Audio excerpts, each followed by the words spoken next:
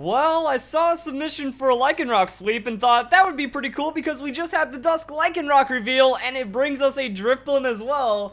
So now I don't even know how this is going to play out. Like, is Lycanroc still going to be able to carry its own weight? Like, sure, if it gets defenses and evasion from the Drifblim, that still looks pretty nasty, but if Lycanroc can kind of show that it can win without it, that's also pretty nice. But then we just have Drifblim trolling the opponent, which is always good. So Venusaur versus Drifblim.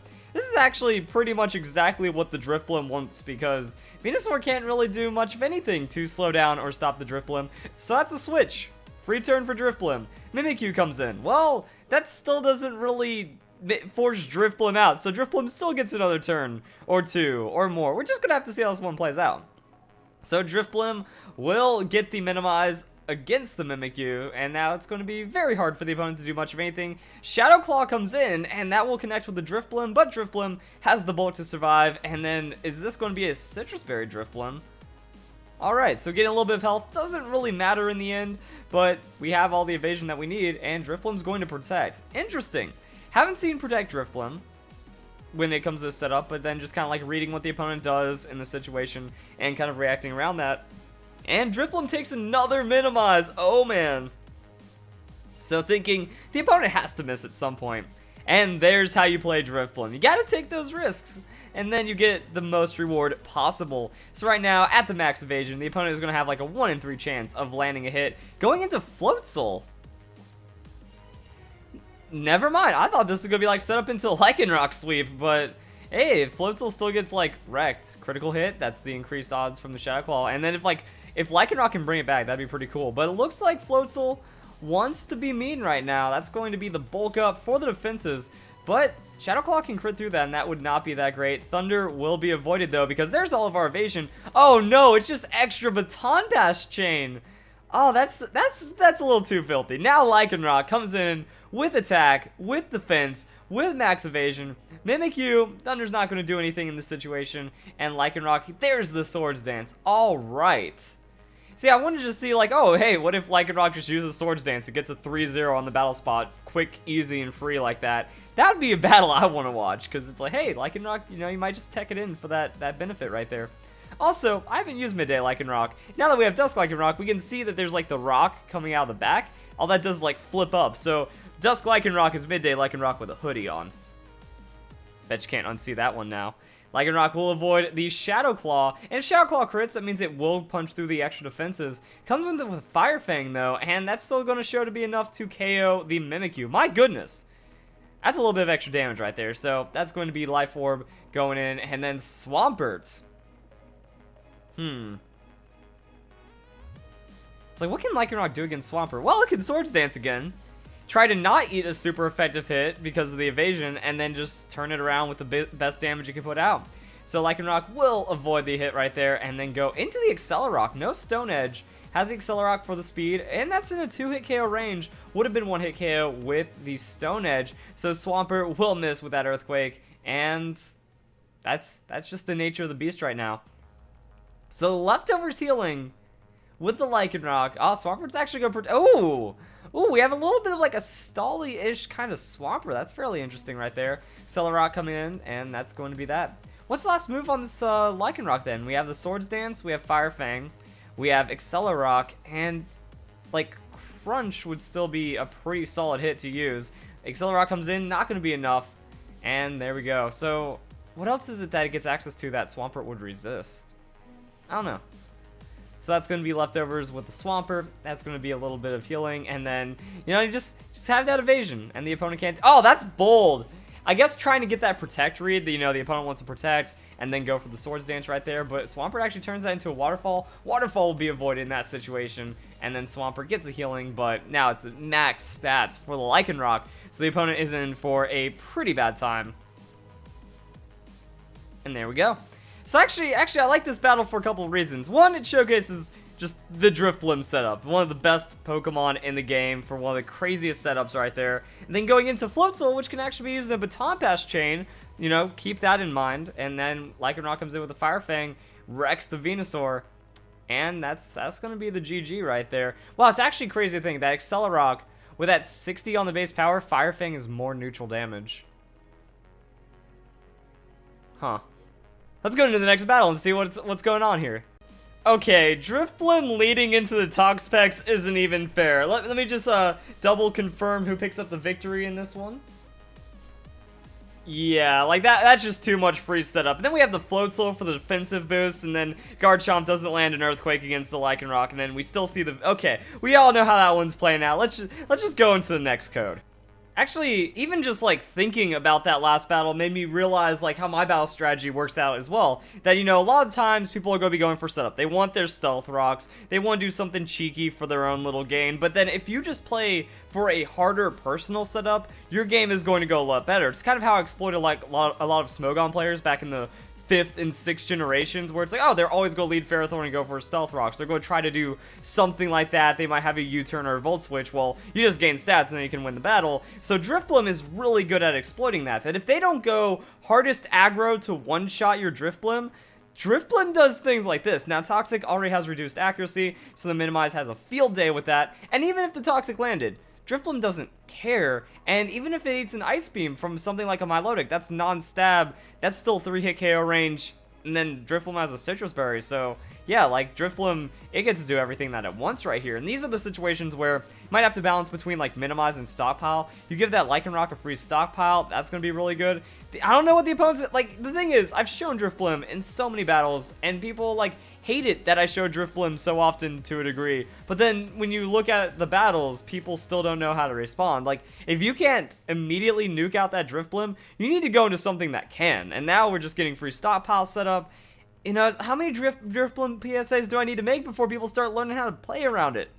It's like, yeah, alright, Toxic, cool. Does he think he got a victory out of that? Because Drifblim isn't going to care. He's going to Citrus Berry it up, he's going to tank the next couple hits, he's going to find a way to get another Minimize or two, and then that's where the Baton Pass happens.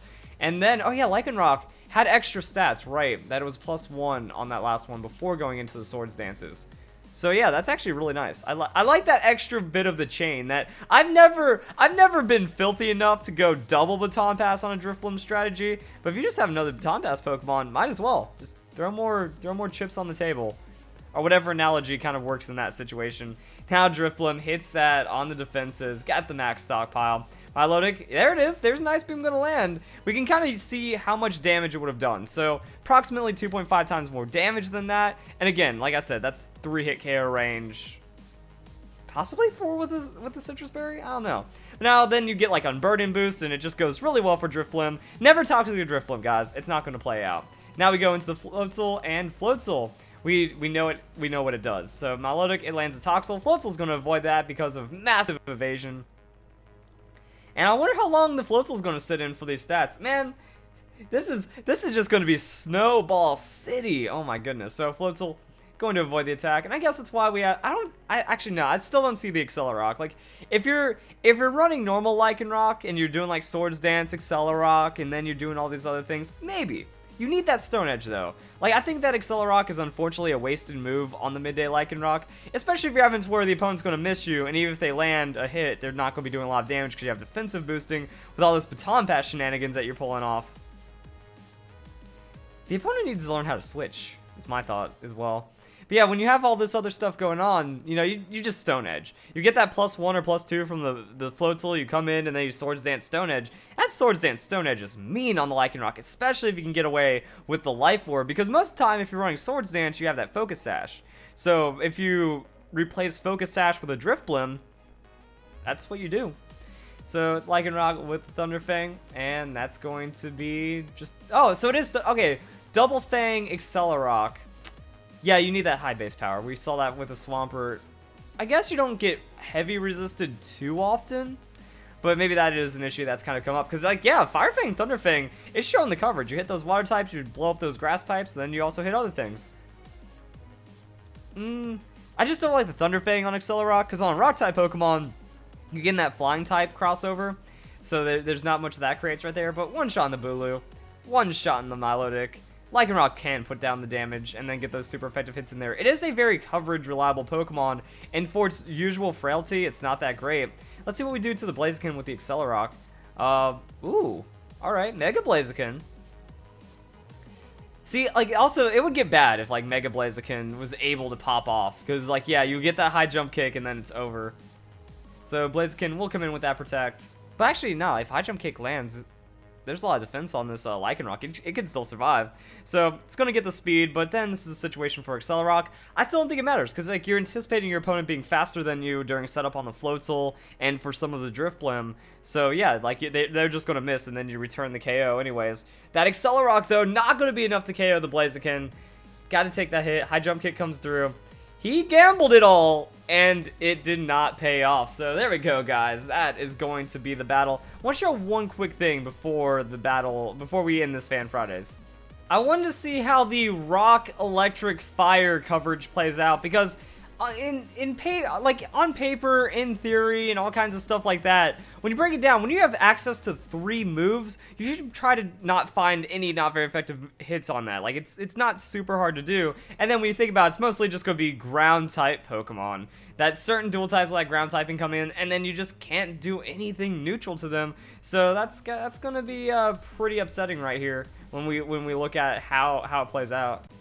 So yeah, some of those are common, like the Garchomp. You don't want to have no neutral hits against a Garchomp, even when you're stat boosting a lot. The Swampert, fairly common. The Quagsire would definitely mess you up with that unaware. I guess it is something that you can kind of take on that trade, but I would prefer to have like the Stone Edge to really get into those ground type Pokemon, or just also have that really big damage, because like, what is it, 2.5 times more damage on the Stone Edge? That's kind of ridiculous in the end of it, and that would have been enough to like really make that Swampert feel it at just a little bit of setup. Still a lot of normal effective hits, still a good amount of super effective hits. So yeah, it is that weird kind of coverage breakdown. Like, what happens if we get rid of the Electric? We have Rock, Fire. Did I do that? Yeah, like, okay, so we lose 100 super effective hits, and we effectively flop the normal and super effectives, but the Electric doesn't gain us anything on those not very effectives. But unfortunately, like, looking at the rest of the coverage, like, all right, we add in Dark. Dark is going to give us much less not very effective, and then close to the same amount of super effectives. So that'd be like the Crunch, and then we just kind of fall into, well, what else does Lycanroc get as coverage kind of game? So we'll see what happens with move tutors. I'm feeling pretty hopeful that, like, you know, Iron Head, Fire, Rock, and Steel, what does that give us? That actually gives us less. Interesting. Ground would be pretty good, I'd imagine. Yeah, Ground would be the best option. So if we get, like, Earthquake or Drill Run, I think Drill Run, possible tutorial. It kind of doesn't make sense with Lycanroc, but I could see it, like, just jump spinning and, like, wrecking something. Ice Fang. Ice Fang's alright. So yeah, I guess with what it has, you know, you go Fire, Electric, Rock. The Dark just kind of adds those neutral hits, and if you are stat boosting, I'd recommend neutrals over it. But if you still want to find those opportunities for the super effective hits, Electric does still contribute, actually a little more than I would have expected. So if you guys enjoyed the video, that's going to be our breakdown right there, and I hope to see you guys in the next Fan Fridays.